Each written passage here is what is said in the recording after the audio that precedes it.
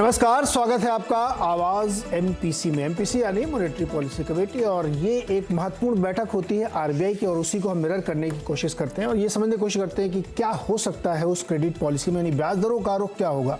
तो आज से 3 दिन की बैठक शुरू हो गई है और इसे देखते हुए कई तरीके के मन में लोगों के सवाल हैं कि क्रूड में हाल फिलहाल में ज़बरदस्त उछाल देखने को मिली है और महंगाई बढ़ सकती है क्या।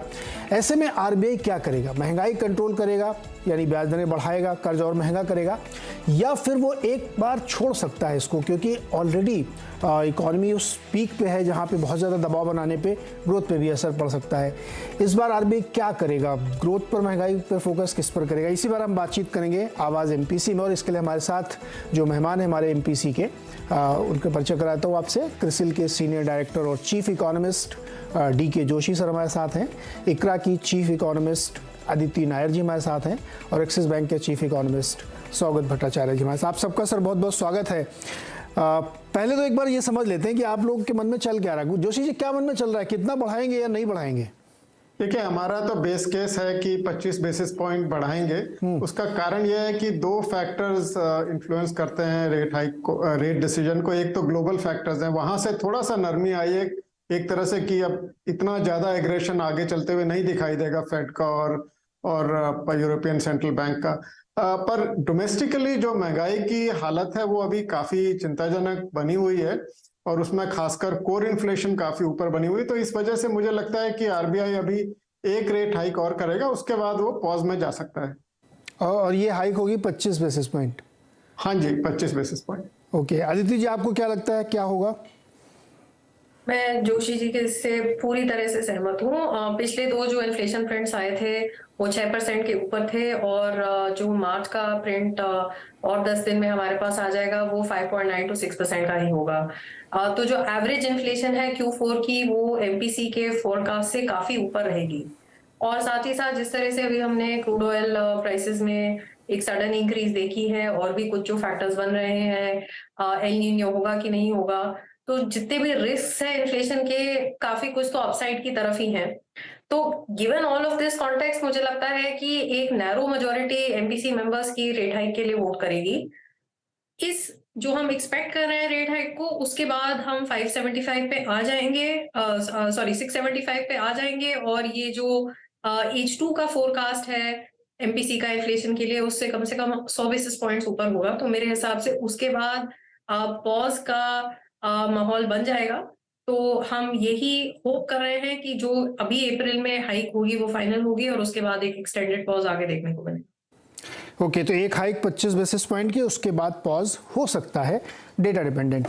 सौगत, आपको भी लगता है कि इतनी हाइक होगी या एक बार स्किप भी दे सकते हैं? प्रोबेबिलिटी बहुत कम है कि एक पॉज करें। मैं भी सहमत हूं कि एक 25 बेसिस पॉइंट, क्योंकि देखिए मैंने जो ग्रोथ और इन्फ्लेशन के बीच में जो बैलेंस जो करते हैं एमपीसी के मेंबर्स, ग्रोथ के नंबर्स देखिए, जो आप देखने को मिला है, जीएसटी के नंबर हो, ई वे बिल्स नंबर हो, बाकी सारे आपके फ्यूल कंजम्पशन हो, आप देखें यहाँ पे पर्सनल व्हीकल्स, गाड़ी के नंबर, गाड़ी के जो सेल्स हो रहे हैं, सब चीज में बढ़ोतरी दिखी जा रही है, मैंने कोई स्लो डाउन दिख ही नहीं रहा है। और उसके साथ जो नए इन्फ्लेशन के जो नए रिस्क फैक्टर्स आए हैं वो बहुत भारी हैं। मैंने इलेक्ट्रिसिटी टैरिफ्स बढ़ रहे हैं, इसेंशियल मेडिसिन के दामें बढ़ रही हैं, सैलरीज बढ़ रहे हैं। हाँ, तो ये सब चीज, सर्विसेज ग्रोथ बहुत ही स्ट्रांग है। आप पीएमआई, मैन्युफैक्चरिंग पीएमआई देखें जो 56.5, बहुत स्ट्रांग है। तो ये सब देखते देखते कोई ग्रोथ बहुत ज्यादा स्लो डाउन दिख नहीं रहा है, लेकिन वो बाद में बात करूंगा। लेकिन अभी जितने आंकड़े आए हैं, ग्रोथ पे कोई कमी दिख नहीं रही है, और वो कोर इन्फ्लेशन बना रहेगा। आंकड़ों में कोई कमी नहीं दिख रही है, ग्रोथ दिख रही है क्या सर? जब जीडीपी का नंबर आता है तब तो ग्रोथ दिखती नहीं है, आईआईपी का नंबर आता है तो बहुत ही डिस्टॉर्टेड नंबर आता है, तब भी बहुत ग्रोथ नहीं दिखती है।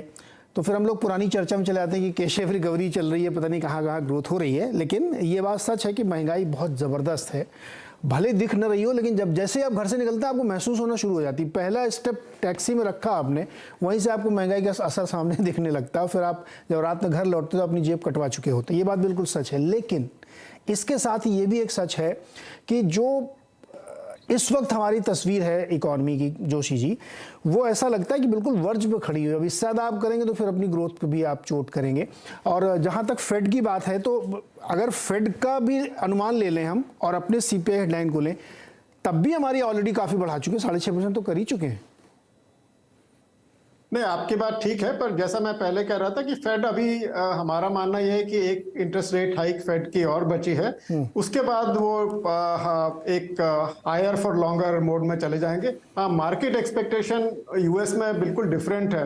वो एक्सपेक्ट कर रहे हैं कि इसी साल रेट कटना शुरू हो जाएगा। तो बहुत एक तरह से बड़ी अनिश्चितता बनी हुई है ग्लोबल मॉनेटरी पॉलिसी की तरफ से, और ऊपर से फाइनेंशियल सेक्टर रिस्क अभी बढ़ा हुआ है वहां पे।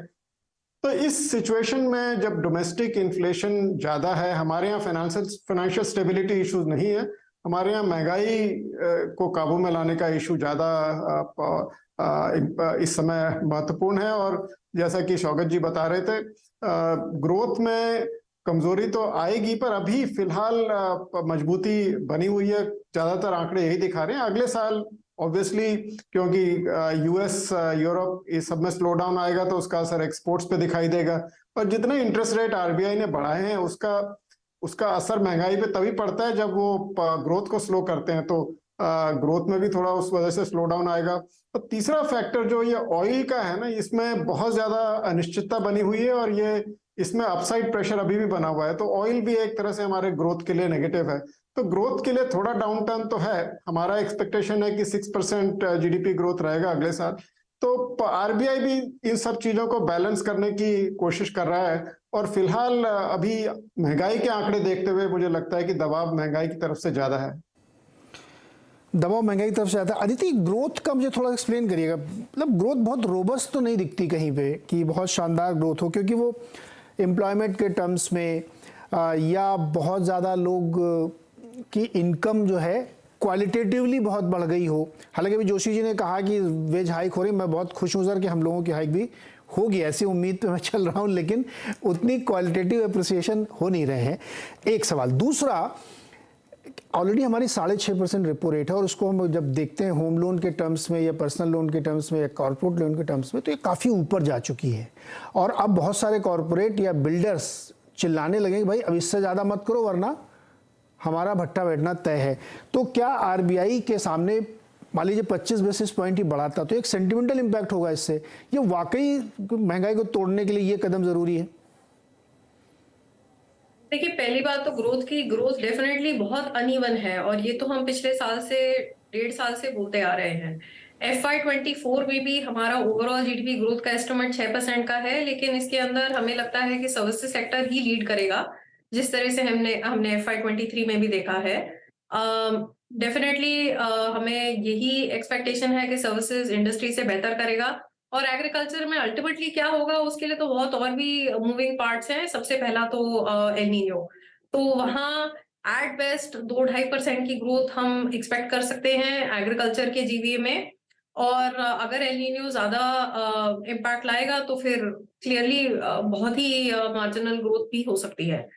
तो ग्रोथ तो अनइवन रहने का ही एक्सपेक्टेशन है। डोमेस्टिक कंजम्पशन पॉकेट्स में काफी रिजिलियंट लग रहा है। Exports clearly will be a drag in FY24. Government spending, particularly infrastructure sectors में, यहाँ पे होप तो यही है कि ये रिकवरी को पुश करेंगे। तो वो देखना पड़ेगा कि कितनी जल्दी सेंट्रल और स्टेट गवर्नमेंट की कैपेक्स स्पेंडिंग टेक ऑफ होती है FY24 में, और उसका कितना मल्टीप्लायर इफेक्ट इकोनॉमी पे आता है। अब इन्फ्लेशन पे वापस आकर, जो 2 फैक्टर्स मैंने अभी कहे जो हमको जो रिस्क हैं जो अब सब वॉच करेंगे, एक तो क्रूड ऑयल और एक एल नीनो। इनका clearly crude is an exogenous factor. जो ग्लोबल इकोनॉमी या ओपेक के डिसीजन की वजह से अगर प्राइसेस बढ़ रहे हैं, ये इट्स नॉट बिकॉज हमारी डोमेस्टिक इकोनॉमी बहुत स्ट्रांग है। सेकेंडली, अगर एल नीनो के बाद फूड इन्फ्लेशन बढ़ जाती है, तो उसका भी शायद monetary policy response is not the best response. यहाँ पे तो मतलब फूड प्राइसेस को कूल करने के लिए कोई और ही रिस्पॉन्स आना चाहिए। तो ये बेस्ट टूल तो नहीं होगा इन सोर्सेज ऑफ इन्फ्लेशन को मैनेज करने के लिए, but at the same time अगर हम पीछे देखें, हम Q4 की तरफ देखें, तो क्लियरली इन्फ्लेशन MPC के कंफर्ट कंफर्ट जोन तो छोड़िए, अपर थ्रेशोल्ड के भी ऊपर है। तो उस सिचुएशन में एक्सपेक्ट करना कि एक पॉज होगा, मेरे ख्याल से तो उसका लाइक्लीहुड बहुत ही कम है, जैसे शौकत जी ने कहा। ओके सौगंधा, ये जो एक बम फोड़ा है अभी ओपेक वालों ने, अनएक्सपेक्टेड था। मीटिंग से पहले ही गैबॉन से लेकर सऊदी अरब तक सबने प्रोडक्शन बढ़ा दिया, प्रोडक्शन कट किया, 16.5 लाख बैरल पर डे कर दिया, अब टोटल 37 लाख हो गया। ये ठीक है, इससे प्राइसेस ऊपर जाएंगे, गोल्डमैन सैक्स, जेपी मॉर्गन सब 90-95 की बातें करें। तो आरबीआई ने तो पिछली बार ही कह दिया था कि हम तो 90 की प्लस डिस्काउंटिंग करके चल रहे हैं, तो यानी उनको पहले से अंदाजा था। तो ये वाली महंगाई तो उनके प्राइस दिन है, उनकी उस पिछली वाली हाइक में वो समझ के चल रहे हैं। दूसरा मुझे ये समझना है आपसे कि क्यों बढ़ाना ज़रूरी है। मैं अगेन ये सवाल इसलिए कर रहा हूँ सर, देखिए 30 लाख तक के टिकट साइज वाले होम लोन का शेयर 45 से घट के अब 36% पे आ गया है। अब ये सब बड़े महंगे वाले मकान बिक रहे हैं जो मालाबार हिल्स या पवई में बिकते हैं 15-20 करोड़ वाले। तो जब छोटे वाले टिकट साइज का होम लोन गिरना शुरू हो चुका है, लोगों के पास अब उतने पैसे नहीं है, तो आप फिर होम लोन महंगा करके महंगाई मतलब कौन सी महंगाई को आप क्रैक करना चाहते हैं, ये मैं समझना चाह रहा हूँ। नहीं, आपने जो कहा वो बिल्कुल सही बात है कि इसका सोच क्या होगा कि 25 बेसिस पॉइंट दर बढ़ा के क्या कहाँ पे इम्पैक्ट कहाँ पे आएगा। ये मैं अभी तक वो नंबर ग्रोथ के नंबर्स के बारे में बात कर रहा था। जो हम लोग बात करते हैं ऑटो डीलरशिप से, बिल्डर से, आपने जैसा कहा कि जितने अफोर्डेबल होम्स हैं, जो टियर 2 टियर 3 शहरों में जो होम लोन्स की डिमांड जो आ रही है, उसमें सर्टनली घटना दिखना शुरू हो गया। स्लो डाउन वहां पे दिख रहा है, वहां पे कि वर्किंग कैपिटल साइकिल बैंक्स की इलोंगेट हो रही हैं, वर्किंग कैपिटल्स के ड्रॉल्स बढ़ रहे हैं। इसका मतलब है कि कैश फ्लोज में कुछ स्ट्रेस आना शुरू हो गया है। वो अभी तक आंकड़े में दिख नहीं रहा, वो अभी तक जितने हैं आंकड़े जितने हैं वो बैकवर्ड लुकिंग है। तो आगे चल के क्या होगा, मेरे को वो देखना होगा कि कितना ग्रोथ पे असर पड़ेगा। लेकिन यदि ये चीज है कि हम लोग तीनों जन जो कह रहे हैं कि ये बहुत अनइवन ग्रोथ है, जो ऊपर वाले जो इनकम अर्निंग जो हाउस होल्ड्स हैं, और याद रखिएगा कि सर्विसेज बहुत स्ट्रांग है, दोनों सर्विसेज डोमेस्टिक में भी और बाहर के एक्सपोर्ट में भी। जितने हमारे ग्लोबल कैपेबिलिटी सेंटर वाले बाहर के एमएनसी अंदर आ रहे हैं, वो सर्विसेज को बहुत तगड़ा रखा है। खाली हमारे इंटरनल ट्रैवल, इंटरनल सर्विसेज का खाली नहीं, वो बाहर के जो हम लोग जो सर्विसेज एक्सपोर्ट्स कर रहे हैं, मर्चेंडाइज गुड्स ग्रोथ स्लो हो गया, गुड्स एक्सपोर्ट स्लो हो गया, लेकिन सर्विसेज बहुत तगड़ा चल रहा है अभी भी। हाँ, जो लास्ट वाले जो बीओपी नंबर्स के भी जो देखे हैं हम लोग, तो ये यहाँ तक के रेट बढ़ा के कितना हो सकता है। लेकिन मेरा अंदाजा है कि जो वो रेट टारगेट जो आप कह रहे हैं कि दूसरे जो जहां पे स्लो डाउन दिख रहा है वो एमएसएमई में हम लोग अभी तक बात नहीं किया है, जो छोटे वाले कंपनी है, जो छोटे कंपनी है, और वहां से कंजम्पशन की डिमांड बढ़ती है। तो ये क्या बने, ये ऑब्जेक्टिव होना चाहिए कि वो छोटे कंपनीज की ग्रोथ को स्लो करे ताकि वहां पे कंजम्पशन पे कुछ इफेक्ट पड़े और वो फिर जाके कोर इन्फ्लेशन पे इफेक्ट पड़े। ये देखना पड़ेगा कि कितना वो ट्रेड ऑफ कितना है, कि कितना ग्रोथ स्लो डाउन चाहिए कि हम लोग यदि 5-5.5% हेडलाइन इन्फ्लेशन FY24 में लाना चाहें तो कितना ग्रोथ स्लो डाउन करना पड़ेगा, वो एमपीसी वाले डिबेट करेंगे। लेकिन मेरा अंदाजा है कि थोड़ा सा अभी भी बढ़ाने की जरूरत अभी भी बनेगी, थोड़ा भी जरूरत पड़ी। जोशी सर, क्या डिमांड लेड हमारे यहाँ इन्फ्लेशन है क्या? सॉरी, हमारा जो इन्फ्लेशन है वो डिमांड लेड है कि सप्लाई की दिक्कत? कैसे डिमांड तो मुझे नहीं देखिए दोनों का मिक्स है। कुछ जैसे ऑयल है, जो वेदर शॉक्स हैं एग्रीकल्चर को, ये सब सप्लाई शॉक्स हैं। पर डिमांड भी है आपकी ऑटो सेक्टर में। देखिए जो 4 व्हीलर्स और जो खासकर स्लाइटली अपर मिडिल क्लास और हायर इनकम कंजम्पशन कैटेगरीज है, उनमें डिमांड बहुत बनी हुई है। उसकी तो ये थोड़ा डिमांड का फैक्टर है, थोड़ा सप्लाई का भी है। अब जैसे बिजली के दाम बहुत दिनों से नहीं बढ़ाए हैं तो उनका भी ड्यू है। अभी शौकत जी बता रहे थे दवाइयों के दाम बढ़ रहे हैं, और ऊपर से जो कृषि क्षेत्र अभी तक जो हमें इन्फ्लेशन को थोड़ा सा दबा के रखा हुआ था वो वेजिटेबल प्राइसेस है। अगर आप वेजिटेबल प्राइसेस को निकाल लें इसमें कंज्यूमर प्राइस इंडेक्स से, तो 7.5 से ऊपर बन रही है इन्फ्लेशन। और वेजिटेबल इतना ज्यादा वॉलेटाइल होता है, तो ये तो मोटे तौर पे डिमांड और सप्लाई दोनों का रोल है। आरबीआई जो है वो सिर्फ डिमांड साइड को डायरेक्टली एड्रेस कर सकता है, और सप्लाई साइड का जो शॉक है वो ट्रांसमिट कम करे और सेक्टर्स में, उसको भी वो काबू में ला सकता है। तो यही 2 एरियाज हैं जो रेट हाइक के थ्रू आरबीआई एड्रेस करने की कोशिश कर रहा है। जोशी, जो हमारे 2 व्हीलर्स और छोटी कारें हैं, मतलब 7-8-9 लाख रुपए से नीचे वाली, वो अभी भी अपने 2-3 साल के उस पीक को टच नहीं कर पाई अभी तक, तो उससे नीचे चल रही हैं सब, बावजूद इसके कि 38 लाख 40 लाख गाड़ी इस साल वो बेचेंगे कार कंपनी वाले। तो मेरा सवाल ये था कि जो डिमांड हमको दिखती है, डिमांड लेड इन्फ्लेशन, वो एक्चुअली वो बहुत ही वही फिर घूम फिर के वही ओल्ड क्लिशे हो जाती है कि वही छोटी सी पॉकेट है जहाँ पे हो रही है और हमको वैल्यू में दिख जाता है कि बहुत ज़बरदस्त ग्रोथ हो रही है, लेकिन एक्चुअली नीचे ब्रॉड स्प्रेड नहीं है। ये बहुत सारे लोग कहते भी हैं। नहीं, आपकी बात ठीक है। जो टू व्हीलर सेगमेंट है वो अभी भी 2019 के लेवल से नीचे चल रहा है और इवन 2023-24 में भी वो 2019 के लेवल से नीचे चलेगा, 15-20% नीचे होगा। तो सिर्फ डिमांड ये आपके 4 व्हीलर्स, एसयूवीज, इनमें बहुत ज्यादा स्ट्रांग है। तो ये एक तरह से मतलब इसमें एक uniform inflation across income categories ऐसा नहीं है, बहुत ही तो इसका ग्रोथ सैक्रिफाइस जो रेट बढ़ाने के कारण है वो तो आपको करना ही पड़ेगा। और इसका हो सकता है इसका असर नीचे वाले तबकों पे ज्यादा पड़े, जैसा कि शौकत जी भी बता रहे थे कि एमएसएमई सेगमेंट है और जो जिनको ज्यादा आवश्यकता होती है, जिनको लोन वैसे भी महंगा मिलता है, तो प्रेशर तो है इसका, इसमें कोई शक नहीं है। पर महंगाई की दर भी बनी हुई है, तो आप अगर महंगाई की दर को नीचे नहीं लाते हैं तो एक तरह से इकोनॉमी में इंस्टेबिलिटी भी पैदा होती है। ओके, एक छोटा सा ब्रेक के बाद लौट के आके इस पे चर्चा को आगे बढ़ाते हैं, क्योंकि ट्रैक्टर की सेल्स पिछले 3 सालों के एवरेज से आधी रह जाएगी, ऐसा रिपोर्ट मैंने पढ़ी। एफएमसीजी की ग्रोथ एक्चुअल में गिरी है, 0.54% ग्रोथ दिखी है पिछले 3 महीनों में, लेकिन दरअसल उसमें 3 किलो कंजम्पशन गिर गया है पर कैपिटा के हिसाब से। इस पर बात चर्चा करेंगे कि क्या हम एक बिग पिक्चर देखते हुए केवल वो 6.5-7% की इन्फ्लेशन को तोड़ना चाहते हैं, या एक्चुअली हम लोगों के हाथ में पैसे देके उस ग्रोथ को फिल करना चाहते हैं। ब्रेक के बाद इस पर बातचीत करेंगे।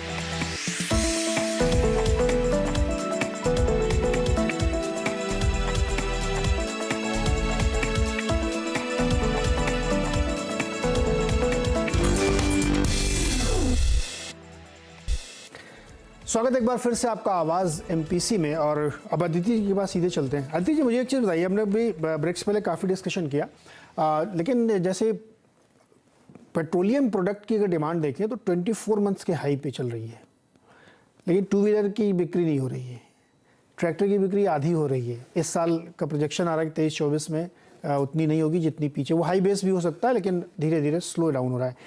बड़ा कन्फ्यूज़न हो जाता है कि दरअसल महंगाई हो कहाँ पर रही है, या हम लोग उसको कैसे देख रहे हैं, कैसे गेज कर रहे हैं।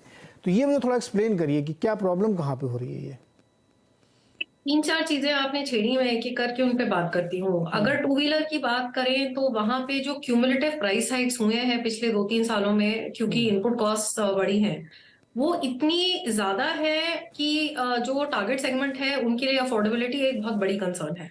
दूसरी बात, आप अगर देखें कि जो लोग थे जो अनऑर्गेनाइज सेक्टर में काम करते हैं, जिनको पैंडेमिक के टाइम बहुत ही दिक्कत हुई थी, वो वाले सेगमेंट्स पॉसिबली अभी अपने सेविंग्स जो उन्होंने यूज किए थे पैंडेमिक के टाइम, उनको ज्यादा रीबिल्ड करने में लगे हुए हैं। तो शायद 2 व्हीलर की डिमांड अभी अपने पीक पे से 2-3 साल दूर ही है पुराने पीक से। ट्रैक्टर में हमारा अनुमान ये है कि अगर एल नीनो से ज्यादा डिसरप्शन नहीं होती तो एक फ्लैटिश सिचुएशन होगी। पिछले 2 साल ट्रैक्टर के नंबर्स बहुत अच्छे रहे हैं, तो वहां पे डेफिनेटली एक बेस का इम्पैक्ट आएगा। और महंगाई कहाँ हो रही है, क्लियरली जो contact intensive higher and services है वहां पे तो देखिए हो ही रही है। मैं एक एनेक्डोट दूंगी। मैं दिल्ली में बेस्ड हूँ और मैं हर 2 महीने जब दिल्ली से मुंबई आती हूँ तो होटल के दाम तो क्लियरली पिछले 6-8 महीने से ऊपर ही ऊपर की तरफ जा रहे हैं। तो ये तो डिमांड की वापस आने की वजह से ही है। सिमिलरली एटीएफ प्राइसेस इतने हाई होने के बावजूद देखिए हम प्रैक्टिकली प्री कोविड लेवल पर एविएशन में वापस आ गए हैं डोमेस्टिक ट्रैवल में। तो ये भी एक डोमेस्टिक डिमांड का ही साइन है, अगेन हायर एंड डिमांड का। और अगर हम एक और सर्विसेज इन्फ्लेशन की एक मैं अपनी तरफ से टिप्पणी शेयर करना चाहती हूँ। पिछले साल हमने देखा होगा कि काफी ऐसी सर्विसेज हैं जहां पैंडेमिक के टाइम पे प्राइसेस की रिवीजन नहीं हुई थी, जैसे फॉर एग्जांपल डॉक्टर्स की फीस। तो एक शॉर्ट में काफी बड़ा रिवीजन करा होगा काफी ऐसी सर्विसेज में, जिसकी वजह से सर्विसेज की इन्फ्लेशन अभी काफी बढ़ी हुई है। जब ये एक बार बेस में चला जाएगा तो उसके बाद इस साल जो आने वाला प्राइस इंक्रीज है वो हमें लगता है उसका मैग्नीट्यूड नॉर्मल होगा, पिछले साल के कैचअप जैसा नहीं होगा। तो हो सकता है उसकी वजह से आगे जाके सर्विसेज इन्फ्लेशन का नंबर थोड़ा सा मॉडरेट होता हुआ हमें दिखे। But yes, overall demand clearly बहुत अनइवन है और उसकी वजह से अलग अलग क्षेत्रों में हमें जो डिमांड लेड इन्फ्लेशन है वो भी अलग लेवल्स पे दिख रही है। तो अभी आपने एक वर्ड यूज़ किया कि जब वो अभी की जो रेस है वो बेस में जब कन्वर्ट हो जाएगी तब हमको अगली बार ठीक दिखेगी। हम लोग इसको हिंदी में कहते हैं जब आप महंगाई बर्दाश्त करना सीख लेंगे, डॉक्टर की फीस 3,000 रुपये केवल उसके लिए देखना सीख लेंगे, तो आपको अगली बार महंगाई नहीं दिखेगी। एनीवे, खैर सौगत दा, एक बार जोक्स अपार्ट, सौगत दा ये बताइए अगर कॉस्ट ऑफ फंड लगातार बढ़ रहा है ना, तो मूल बात है एकदम इकोनॉमिक्स की मूल बात, पैसे की का लागत बढ़ती जा रही है, तो धंधा पानी कैसे चलेगा, नौकरियां कैसे जनरेट होंगी? महंगाई तो आप पहले साइड में रखो, पहले तो ये बताओ कि काम कैसे चलेगा मेरा। तो नीरज साहब, आपने जो बोला ना, ये बहुत सच बात है कि एक बार हम लोग ये बर्दाश्त करना सीख लें इस तरीके के इन्फ्लेशन, जो इकोनॉमिस्ट लोग कहते हैं, जो एमपीसी के मेंबर्स कहते हैं कि इन्फ्लेशन एक्सपेक्टेशंस, एक बार इन्फ्लेशन एक्सपेक्टेशन एंट्रेंच्ड हो जाए और इतना डिमांड है, जो आप जो पहले जो बहुत महत्वपूर्ण सवाल किए थे कि ये डिमांड है, सप्लाई है, क्या है, ये बिल्कुल मैंने सप्लाई शॉक्स बहुत हैं, जो अदिति ने जो कहा कि इतने सारे safety equipment, emissions equipment, two wheelers वगैरह में ये सब चीज में होता है, लेकिन सप्लाई शॉक 3 महीने के लिए, 6 महीने के लिए, 1 साल हो सकता है। ये नहीं कि 3 साल लगातार 6%, 7% के ऊपर इन्फ्लेशन रहा है। इसमें डिमांड बना है ही है, उसमें कोई शक नहीं है, कोई संदेह नहीं। लेकिन वही चीज है, प्रॉब्लम है कि ये इन्फ्लेशन एक्सपेक्टेशंस को किसी तरह, जो आरबीआई के जो इन्फ्लेशन एक्सपेक्टेशन सर्वे जो दिखते हैं, हाँ, उसमें आप देखे होंगे कि 10% पे लगा हुआ inflation, house hold inflation expectation 10% पे चल रहा है। हाँ, तो मैंने, मेरा अंदाजा है कि वो उतना इंपॉर्टेंट नहीं है, डायरेक्शन इंपॉर्टेंट है, लेकिन ये वाला, इसको बंद करने के लिए जो सेंट्रल बैंक की तरफ से है वो इंपॉर्टेंट है, वो इसमें वो लगेगा। दूसरा तरफ है ये बड़ा इन्फ्लेशन जो बना हुआ है रूरल एरिया में, देख लीजिए, मेरा अंदाजा है रूरल एरियाज में जो एग्रीकल्चरल साइड है, हाँ, वो बराबर करीब तगड़ा बना हुआ है और या तो मैंने इम्प्रूव कर रहा है, लेकिन वो जो नॉन एग्रीकल्चरल जो रूरल सेगमेंट है, जितने सारे सब ट्रैक्टर सर्विस करना, फर्टिलाइजर, सीड्स वगैरह जो उन लोग जो करते हैं, प्रॉब्लम वहां पे बना हुआ है। वो एरिया में इन्फ्लेशन हाई है और वहां पे इनकम्स उतना बढ़ नहीं रहा है। तो ये बहुत सेगमेंट बाय सेगमेंट देखने की जरूरत है। मैं एक साथ एग्रीगेट देख के आपको पता नहीं चलेगा कि कहाँ से इन्फ्लेशन आ रहा है, कहाँ से इन्फ्लेशन घटेगा, ग्रोथ कहाँ से कमेगा, ग्रोथ कहाँ पे बने रहेगा, ये चीज बिल्कुल केस टू केस बेसिस पे इसको देखना पड़ेगा। शो समाप्त करूं उस समय मुझे सिर्फ एक चीज याद आ रही कि ब्लैक रॉक के हेड ऑफ फिक्स्ड इनकम का ये कहना कि फेड 6% से पहले नहीं रुकेगा, अब मुझे पता नहीं क्यों ये बात ऐसे अचानक से याद आ गई। देखते हैं भारत में क्या होता है। बहुत बहुत शुक्रिया हमारे साथ जुड़ने के लिए। हमारे एमपीसी का फरमान ये है कि 0.25% ब्याज दरें बढ़ेंगी। बहुत बहुत शुक्रिया हमारे साथ जुड़ने के लिए।